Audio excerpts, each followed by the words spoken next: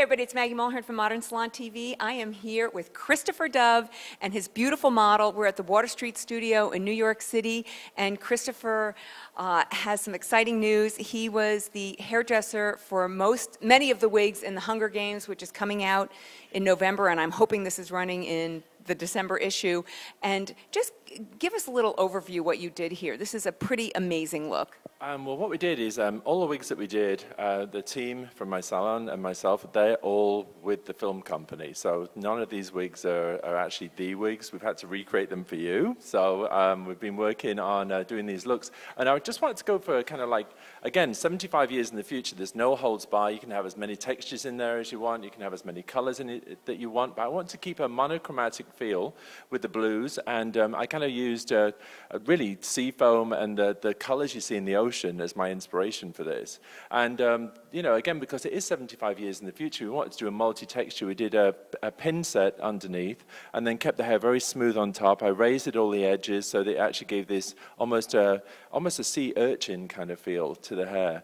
And it's been a lot of fun because really the creativity is imagining what you could do with hair and what it's going to be like 75 years from now. And how about just the formula or the products you use to achieve these colors? Well, we used a lot of our super mixes and our special mixes, and basically a pre-lightened head. So I use Blondeau powder and lighten it up to a very pale yellow, almost a cream.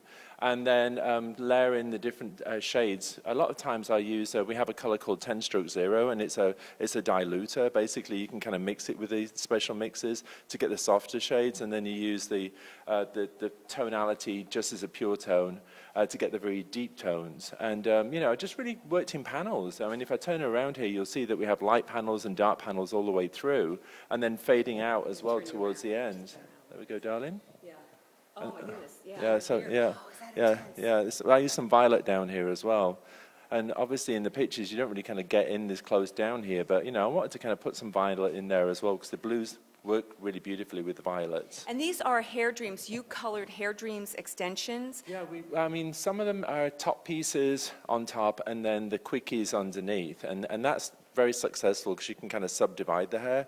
And then sometimes I use a whole wig, and it depends on the time you have, to be honest with you, because when you're doing wigs for a movie, you have to kind of have them so you do it day after day after day after day. So for longevity, sometimes it's just quicker to use a wig. But wherever I can, when it comes to doing our shows or our photographic work, I like using the mixture of the top hair and the quickies extensions. Well, it's so amazing. I just want to say something about the gown before we talk about the makeup. The gown is by Leonid Gurachev. I'm going to hold up the name for you. Well, Gurevich. You know what? I'm not going to show him because he's very shy, but Rod Novoa, say it. Leonid Gurevich. And it's just the perfect gown for this event, for this shoot, and obviously for the future. I mean, it looks great now. It'll look good in 75 years. And then the makeup is pretty spectacular. We have David Matarich, a NAHA-winning makeup artist, who is going to tell us what he did here. Really, all I did is I just wanted to make the hair the total statement. And I didn't really want to copy the whole film with all the eyelashes. It's more of a cool statement. So I just used a little bit of blue to put on her eyes, and I think it looks amazing. Oh, it is amazing. And I noticed you went with a very almost non-existent lip. What is that all about? Is that something you see happening in 75 years? We've run out of lipstick? I think well, I think in the future it's going to be a very natural lip and all about the eyes. Well, you guys... I don't want to say. Well, you guys did an amazing job. I can't wait to see this on the pages of Modern. And again, thanks, team. It's beautiful. And thank you, Miss Model. You're absolutely gorgeous. And again, congratulations to everybody. Thanks. Great, thank thanks. you. See you. Bye.